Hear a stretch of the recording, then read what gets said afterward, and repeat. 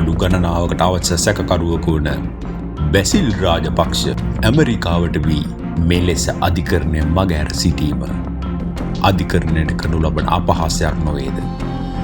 රාතු අරෙන්තු නිකුත් කර ඇත්තේ ඔහුව හැකි ඉක්මනින් කුදලා ගැනීමට. එය මෙරට රජයේ වගකීමක් බව අපි ප්‍රකාශ කරමු.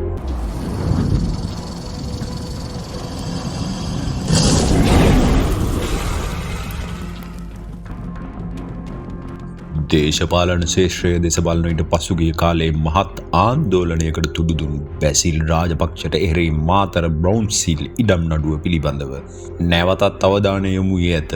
මාතර බ්‍රවුන්සිල් ප්‍රදේශයෙන් අක්කර 1.5ක පොල්වත්තක් වෙනත් අයගේ නම් වලින් ඉතා සූක්ෂම ලෙස ලබාගෙන තමන් සතු කරගත් බවට බැසිල් රාජපක්ෂට එරෙහිව චෝදනා එල්ල වී තිබේ. මල්වානේ ඉඩමේ සැලසුම ඇඳි ඉංජිනේරුවරයාගේ නමටම මෙම මාතර පොල් ඉඩමද මිලදීගෙන තිබූ බව අනාවරණය වේ. රාජපක්ෂවරුන් යනු කොපමණ වත්කම් හා සම්පත් ලැබුණද කිසි ලෙසකින්වත් සෑහීමකට පත් නොවන අසීමිත කෑදරකමකින් යුතු පිරිසක් බව මේ හරහා හෙළිදරව් වේ. ඔවුන් මුදල් ඉඩකඩම් මෙන්ම බලයටද දැඩි කෑදරකමක් දක්වන බව ඉතා පැහැදිලිය.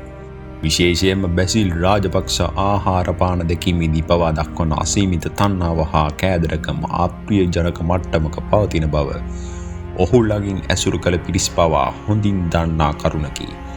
මුලදී කිසිවක් නොමැතිව අසරණව සිටි රාජපක්ෂලාට රටේ ඉහළම සැප සම්පත් සහ නොමිලේ සියල්ල භුක්ති විඳීමට අවස්ථාව ලද විට ඔවුන්ගේ එම මූලික අඩුපාඩුකම් හා කෑදර ගති පැවතුම් සම්පූර්ණයෙන්ම සමාජය ඉදිරියේ ප්‍රදර්ශනය වීමට පටන් ගත්තේය. මේ වන විට අධිකරණය මග හරිමින් සිටින බැසිල් රාජපක්ෂට එරෙහිව වරෙන්තු නිකුත් කර ඇත.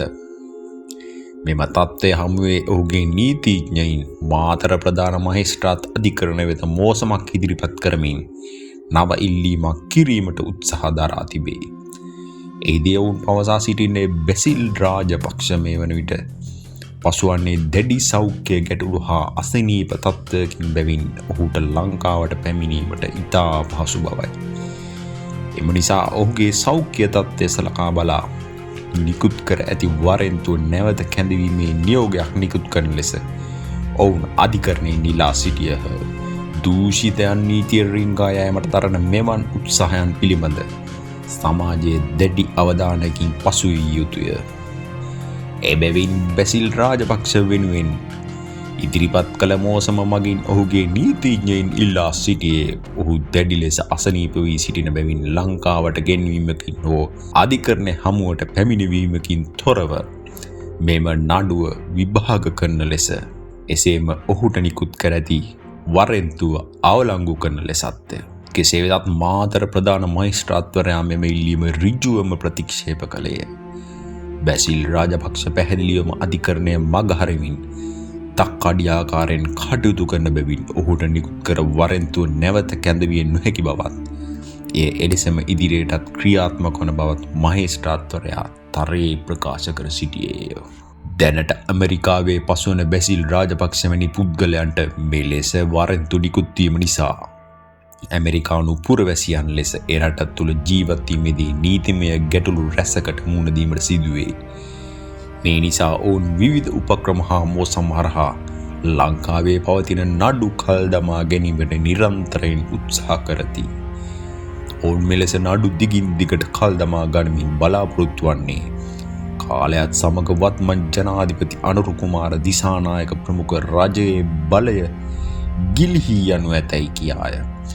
ඉන්පසු තමන්ට හිතවත් හෝ තමන් දන්නා වෙනත් දේශපාලන කඳවුරකට නැවත බලයපත් වූ සැනින් නඩුවලින් නිදහස් වී බේරියා හැකියයි යන සිහිනය උපක්‍රමශීලී සැලසුම ඔවුන් සතුව පවතී. නමුත් රාජපක්ෂවරුන් ඇතුළු දූෂිත දේශපාලන කල්ලියට එකක් අප මතක් කළ යුතුය.